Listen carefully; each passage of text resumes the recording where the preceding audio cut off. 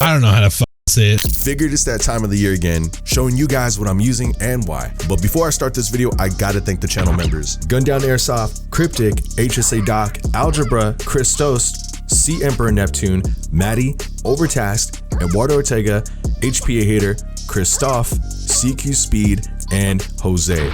Always appreciated, boys. Consider being a channel member where you can get a custom tater icon depending on the tier and influence on future videos. Looking back at the top comment from last week's video comes from Zach Jakins 7602. I would say the best advice I can give a new player is to go to a local field, play a day with the standard rifle with no attachments and see what you need and what you don't. Also, befit your play, your first game, ask to walk the field so you know the layout and see all the places where you can shoot and get shot from. Appreciate it, Zach. That was really solid advice, and honestly, you can't go wrong with just going minimal on your first day. It's definitely important to know what you're gonna get into, how often you're gonna be playing, and what your budget is like. Thank you to everyone else who has contributed in the comments and given really great, solid advice. Can't appreciate you guys enough. And we got a comment from Valiant himself. Respect your elders is crazy. You'll get smoked. Low key can't wait. It's gonna be a good day. On the same topic, I've been asking other players and individuals within the Speedsoft scene in Northern California and on my social media. As in the community, there's a ton of Speedsoft leagues, sponsors, and of course, intense competition. I gotta ask you guys, do you feel like there's such thing as a professional airsofter? Why or why not? And as always, you know we gotta run it back. The most liked comment will be featured in next week's video. Same deal as before on the last few years, the HK Army duffel bag, the paintball bag that I've been using on and off. This is my third bag within 5 years. The zippers do come undone over time. I just had my green and black one that I've been rolling with for about almost 2 years. But for the time being, just for, you know, the tournament's sake, event's sake that I was going to, I ended up getting this dark camo one. Not that it's a bad bag, but I really like the form factor of just having all my gear in here. First and foremost, we got this 3D printed BB loader from Alvinsky Customs. That's probably not his name, but Alvin, local guy in Northern California who 3D prints, just kind of makes BB loaders and other stuff like that, mounts, whatever you need, tracers. I like this mag loader because it fills my mags to the brim with BBs. Not like my Odin speed loader, even with the metal wheel installed, this one actually gets the job done. My old Odin, yeah, you've seen this one before. It's got that metal wheel that I got from 916 Customs, modified a little bit. I've been getting too lazy, but it's been good. Hostile BBs, can't go wrong with these. I've done a review on the Tracer BBs. I'll leave a link in the description below. Hostile BBs have been pretty good. My inner barrel has been pretty nice. I have no gunk, no nothing. Again, my main thing about this is that it's affordable, it's accessible. I know people outside the United States are like, whoa, like why would you pay $25 for that many BBs? Like that's so expensive. Unfortunately, but more Hostile Tracer BBs. Of course, got a new bottle just in case I just do anything for tournament play or rec play or anything like that. So I know these mags are pretty cool. These are the Amarok Sports ones that are just barely coming out now. I think they're still trying to find distributors in the United States. I know AirTac Customs just made a deal with them. There are probably other airsoft stores that are gonna be working with them. But these are the new 250 mid-cap round mags. Somewhat of a small controversy is that they use a ton of oil, preventing your BBs from shooting straight. I haven't had that issue just yet. I just know that breaking these in is a must. Haven't had any trouble, but we'll get into that. I am gonna make a review video on these soon. More mags, these are the EPM 250. So the 170 round mags that I've been using for a little bit. You can see that these are all beaten. Very durable mags. PTS knows what they're doing when it comes to making products for airsoft. My new favorite paintball mask has got to be the Push Unite mask. One of the things I like about this is the case itself, that I can just fit other stuff in there. EDC pack that I use for batteries, as you can see there, the GoPro 11 that's already been shot up, and I might have to get a new GoPro at some point. But I actually really like this mask a lot. Way different than the i4 Pro that I was running. It's not as sturdy as the i4, but it's more sturdier than a JT Pro Flex, if that makes sense. This I can actually see pretty well out of. Peanut tank, I think this is a 50-4500 Ninja tank. I've been rolling with this for quite a while. I do have a backup, but it's in my other gear bag, so I'll get to that in a minute. What I like about this bag is the fact that you can also store other stuff, or even just your rifles. My rifles don't take up too much space, so I like to use these little pockets on the side here. This is the newer Speedsoft build that I just made, all DIY, under $700. Jack Polestar with the Titan 2 FCU Bluetooth board give me easier access to kind of set up my settings through my phone instead of just a physical FCU component. And all of that is actually fit into the gearbox here. So I figured that would be pretty simple for me to be on the field. And of course, it's DIY. grip that I made. I do have a video on that too, on how I did it. It's just basically an old paintball regulator that just has a line through a simple pistol grip that you can get from like anywhere. This is just a G&G pistol grip. Pretty easy. My bread and butter build, ARC Air Sports rifle. It's all mechanical, no lipo needed, very simplistic. I think the base price for this goes for about $1,700, and it goes upwards to about $2,000 depending on the colorway you get. It's got its own rotary style hop up at the top here. Some of the parts are proprietary, but you can also fit in a max hop up if you wanted to. But so far, I'm just gonna keep everything stock. It shoots straight beams. I haven't tuned the trigger yet. It's been pretty solid so far, so I still gotta make that review. I know, my bad, boys. Some other stuff in the pockets here, nothing crazy. I just kind of keep some extra SD cards in case my GoPro tends to run out, because I can't see the screen on that thing anymore since it already got shot out. Occasionally I will bring my own scuba, so this is just kind of the adapter that you just apply on top of the scuba just to kind of pull out the air into your tanks. Just some more pens, some miscellaneous stuff like screws. I normally don't have anything on these back pockets anymore. Again, it's just kind of carried onto my chest rig, which we'll go over in a sec. The primers that I use, these are 209 shotgun primers that I use for my impact grenade, which is the Tectonics Quake. Purchased overseas. You can't really get them here in the United States. I don't know if there's like some regulations on impact grenades here, but I got mine through a store in the UK online. These are fairly cheap. You just get them anywhere. My Novritsch toolkit, can't go anywhere without this. It has been the best thing that I've had from them, so shout out to them for sending this to me to kind of show off. I know, I'm sorry, Chris, I apologize, but bear with me on that one. Just got smaller tools in here, nothing crazy. Of course, we got some lube here, TechSav lube, kind of just loose things all together. So I just really I'll keep it in there. If I think I have it, I'm pretty sure it's gonna be in here. All right, going in this pocket, again, it's nothing crazy. It's probably just gonna be, yeah, so this is where I keep my beanies at and everything in case head wrap, baklava, whatever. Another one, another shiesty, and another head wrap. Nothing crazy. I don't have anything in these pockets here. Again, I've been pretty light with packing, at least all throughout the year. And if I'm not doing any tournaments, then I don't really need to pack this too tightly. I've been mostly just playing rec, so this is just basically where I'm at with everything right now. All right, if I'm doing anything Speedsoft related, you've seen this before, it's the Neppro speed belt.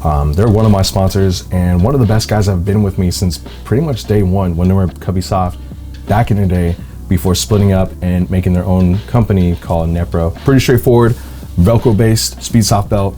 And especially for someone who's a lot older, this is fairly comfortable to me. So, hey, check it out because my coupon code is FERN for 5% off on their entire website.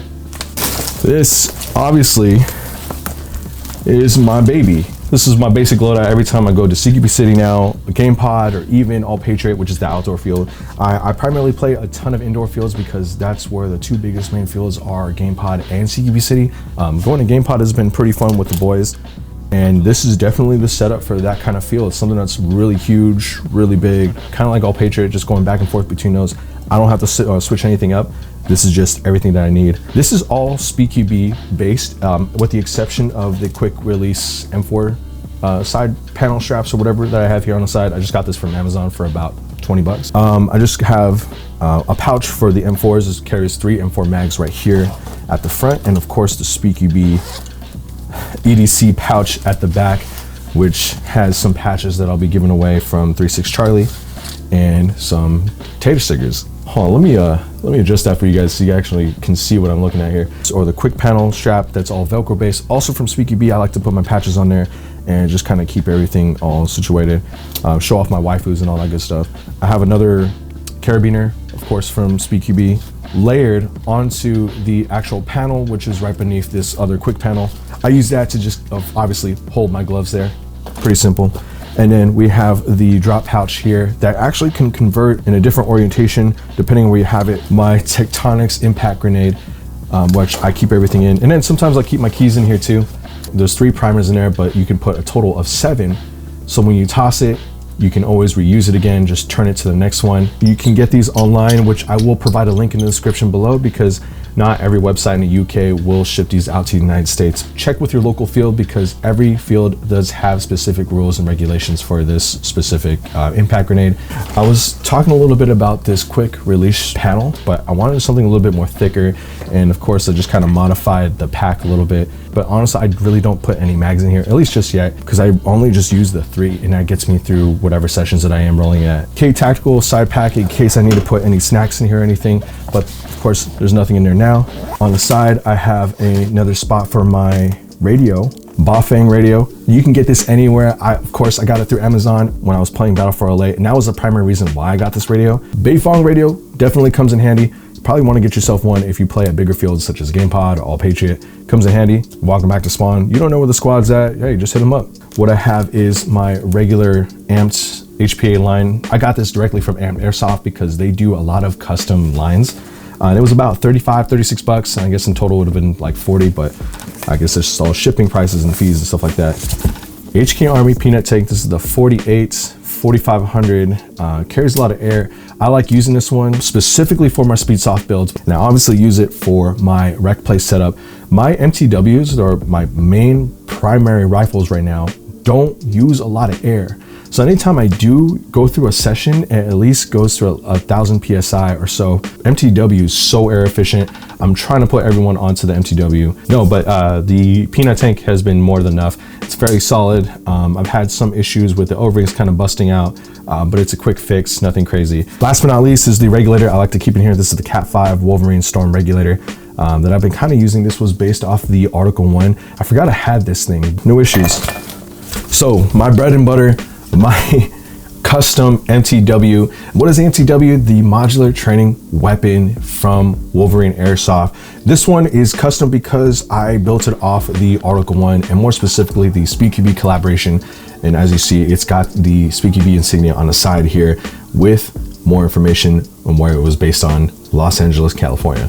I've been loving this build to death, and although I really haven't used the Article 1 as it was when I first purchased it, my friends had put me on to just getting an MTW specifically for Battle for LA from last year's event. The only significant changes I've done was just a riser for my small red dot here, the chop stop from Magpul, and the Die-Free Co. pistol grip, the real steel pistol grip. And that's what I like about MTWs, is for the fact that you can do a lot when it comes to just the aesthetics, and you can borrow stuff from real steel brands. So Die-Free Co. was one that has caught my attention from, more specifically, the Japanese Airsoft community on Twitter. They are very creative and know what's up with the real steel community and parts and new stuff. So when I saw that on Twitter, I was just, yeah, I gotta grab it. The angle itself is about 10 to 12 degrees. Kind of seems weird, but the way it's designed makes it very comfortable for your hand. But basically, I got the red dot sight, I got a foldable stock, I got a tack light, I got the tracer from T238, and the Amarok Sports Mag. The battery, some of you guys have been asking, but the battery does go into the grip here. I have something to kind of keep the battery in there, but sometimes I forget, so it kind of dangles out. And that's what I like about Wolverine Airsoft. They also have parts that they construct that are fairly accessible through their website, and it's very affordable. My other baby, my MTW9 that I just recently got about a few weeks ago.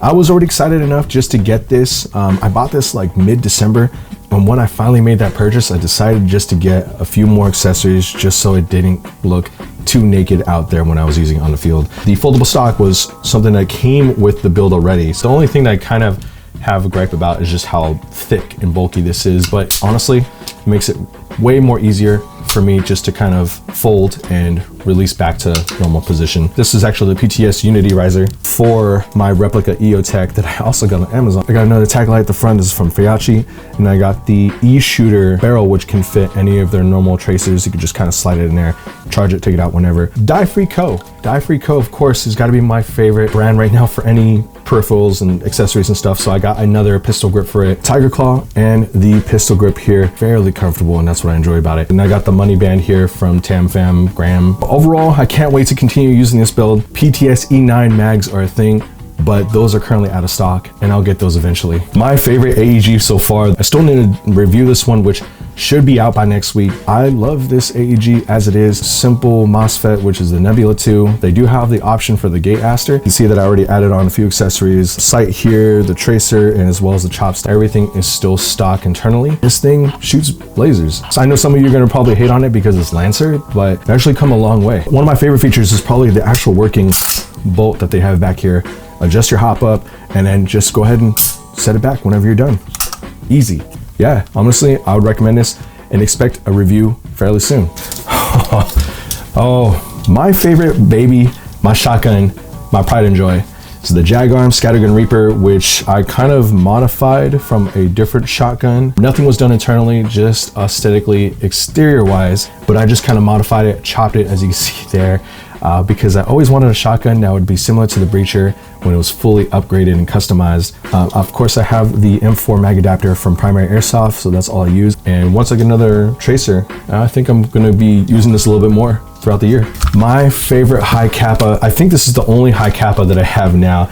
I've been downsizing quite a bit, but this high Capa has been with me since day one. And the majority of the parts internally are going to be from Dr. Black. Frame, the outer barrel, inner barrel, custom stipple grip job from Rogue Capa. Very thorough, very clean. I think what he's charging for this is definitely worth the price. I got the TLR1 HL specifically to fit all the Airsoft gateway parts, this durable lens that doesn't get shot out. Silver crown cap at the top here, and I got the silver switch just to match with everything there. And I have another upgraded 4.3 build, so if I wanted to, say if the 5.1 doesn't work out, then I can always switch it out with the 4.3, and then I have another pistol that'll just be pretty similar to the rest of that exterior build right there.